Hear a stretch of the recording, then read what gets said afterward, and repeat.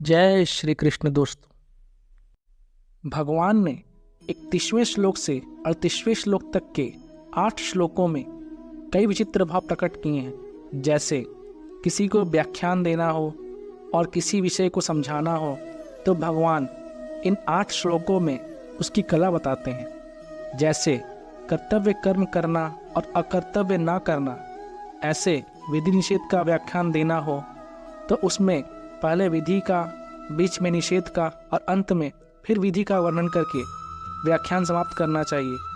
भगवान ने भी यहाँ पहले 31वें 32वें 2 श्लोकों में कर्तव्य कर्म करने से लाभ का वर्णन किया, फिर बीच में 33वें से 36वें श्लोक के 4 श्लोकों में कर्तव्य कर्म न करने से हानि का वर्णन किया और अंत में 37वें और 38वें श्लोक में कर्तव्य कर्म करने से लाभ का वर्णन करके कर्तव्य कर्म करने की आज्ञा दी।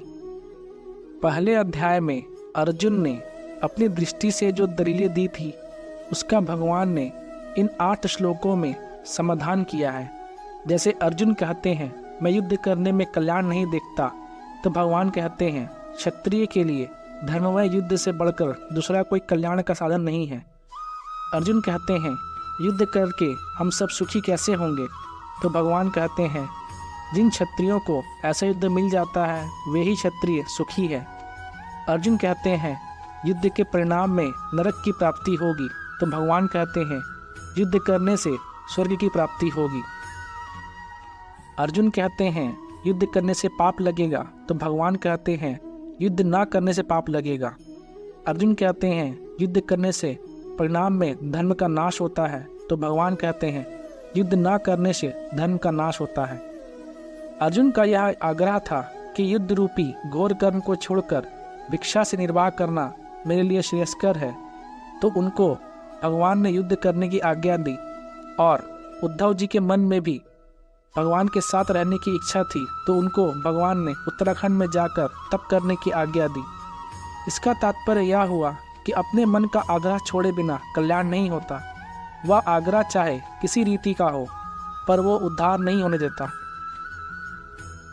गीता व्यवहार में परमार्थ की विलक्षण कला बताती है, जिससे मनुष्य प्रत्येक परिस्थिति में रहते हुए शास्त्र विहित सब तरह का व्यवहार करते हुए भी अपना कल्याण कर सके।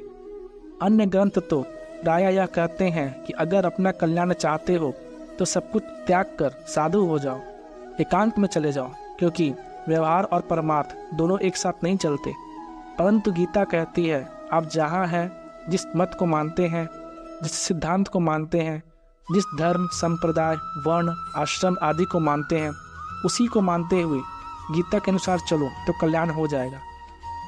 एकांत में रहकर वर्षों तक साधना करने पर ऋषि मुनियों को जिस तत्व की प्राप्ति होती है, उसी तत्व की प्राप्ति गीता के अनुसार व्यवहार करते हुए भी हो जाएगी। सिद्धि असिद्धि में सम रहकर निष्काम भावपूर्वक कर्तव्य कर्म करना ही गीता के अनुसार व्यवहार करना है। युद्ध से बढ़कर घोर परिस्थिति और क्या होगी। जब युद्ध जैसी घोर परिस्थिति में भी मनुष्य अपना कल्याण कर सकता है, तो फिर ऐसी कौन सी परिस्थिति होगी जिसमें रहते हुए मनुष्य अपने कल्याण ना कर सके। गीता के अनुसार एकांत में आसन लगाकर ध्यान करने से भी कल्याण हो सकता है और युद्ध करने से भी कल्याण हो सकता है। अर्जुन ना तो स्वर्ग चाहते थे और ना राज्य चाहते थे, वे केवल युद्ध से होने वाले पाप से बचना चाहते थे।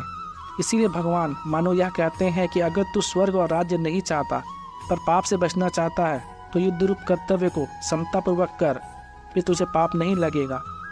कारण कि पाप लगने में हेतु युद्ध नहीं है, प्रत्युत विषमता या पक्षपात, कामना, स्वार्थ, अहंकार है। युद्ध तो तेरा कर्तव्य है, धर्म है। कर्तव्य न करने से और अकर्तव्य करने से ही पाप लगता है। पूर्व श्लोक में भगवान ने अर्जुन से मानो यह कहा कि अगर तू राज्य तथा स्वर्ग की प्राप्ति चाहे तो भी तेरे लिए कर्तव्य का पालन करना ही उचित है। और इस श्लोक में मानो यह कहते हैं कि अगर तू राज्य तथा स्वर्ग की प्राप्ति ना चाहे तो भी तेरे लिए समतापूर्वक कर्तव्य कर्म का पालन करना ही उचित है। तात्पर्य है कि अपने कर्तव्य का त्याग किसी भी स्थिति में उचित नहीं है। जय श्री कृष्ण।